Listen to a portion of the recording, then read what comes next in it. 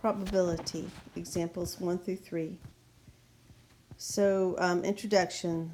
The probability of an event is a chance or likelihood it will occur. There are several ways of viewing probability. Experimental.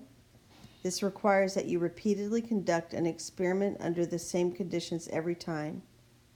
For example, you roll a die 100 times and find that you roll a 5 20 times.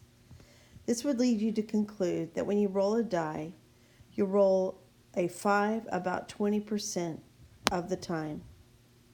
Subjective. With subjective probability, you are making an educated guess, and it's exactly that, a guess. There's no way to verify its accuracy, so in the end, subjective probability might not be worth very much. Nevertheless, we as humans make these kinds of guesses all the time. Theoretical. Here's where we'll focus our time and energy. Theoretical probability is defined as follows. Suppose there is a situation with n equally likely outcomes, and that m of these outcomes correspond to a particular event E. Then the probability of that event E is it's going to be the ratio of n. And that n is going to be the number of, we're going to call them favorable outcomes, the equally likely outcomes that we're looking for over m. And that's all of the possible outcomes that could happen in that event. So just to put that in words, that'll be the number of favorable outcomes. It's going to be all the outcomes that are associated with event E, and then over the total number of outcomes.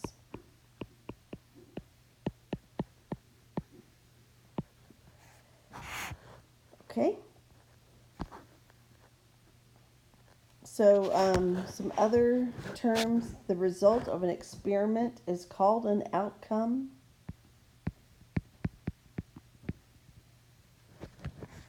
An event is any particular outcome or group of outcomes. A simple event is an event that cannot be broken down further, and a sample space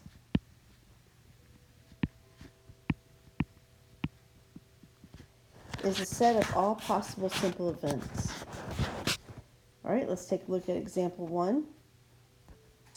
If we roll a standard 6-sided die, they first want us to describe the sample space. So that's all the possibilities that we could roll. So that would be 1, 2, 3, 4, 5, 6. So that'll be a standard 6-sided die. So to give 2 examples of a simple event, that would be saying I would like the probability that you roll a 2, or the probability that you roll a 4. Then it says give 2 examples of a compound event. So an example of a compound event would be I would like the probability that you roll a 2 or a 6. Another possibility is what's the probability that you roll a 6 or an odd number.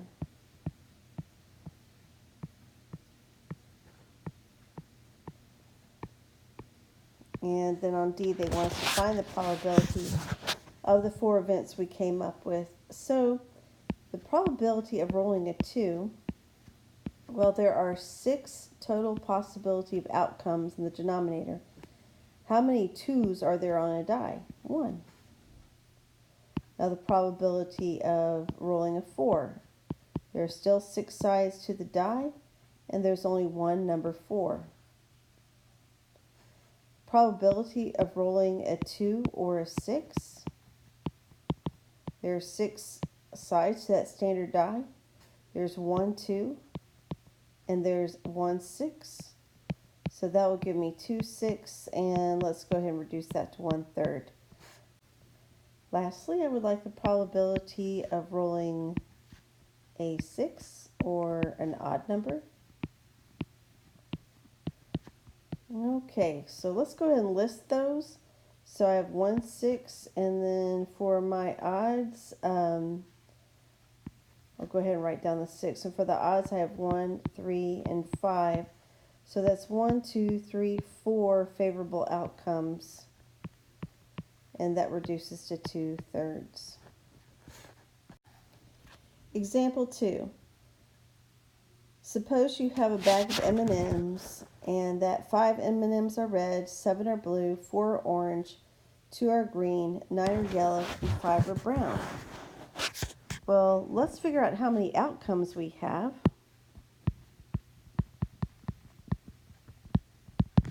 So let's add up all the numbers of M&Ms we have, all the quantities.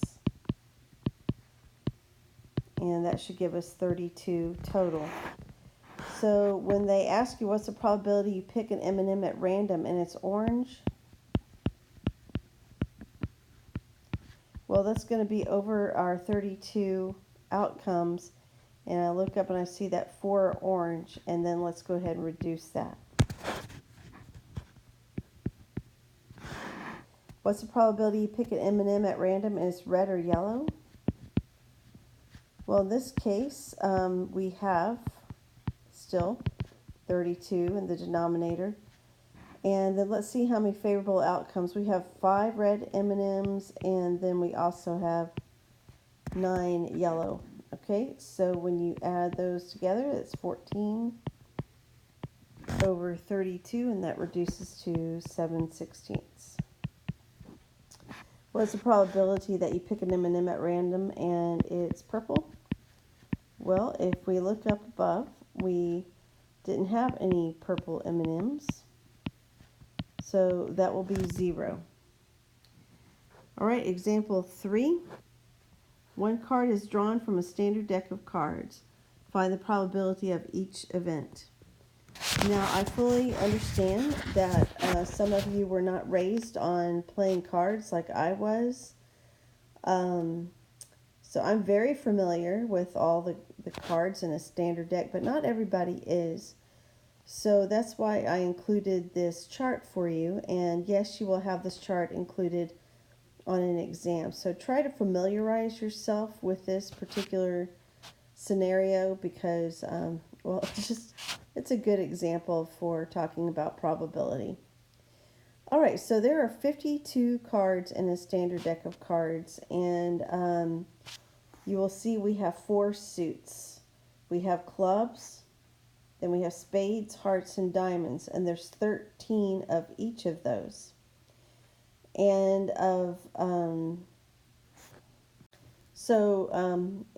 you'll notice that we're going to have 4 aces, 4 twos, 4 threes, and so on.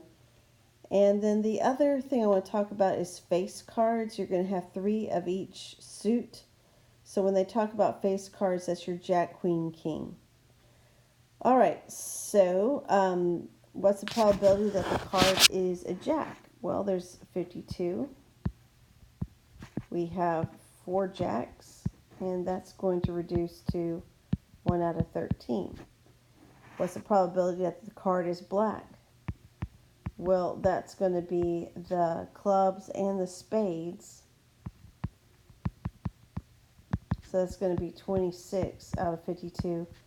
And I think intuitively you can tell, well, that's a half of the cards. What's the probability that the card is a diamond? Well, you'll notice that there are 13 diamonds. That's an entire suit. That reduces to 1/4. Again, that makes sense. That would be 1/4 of the cards. And what's the probability that the card is a face card?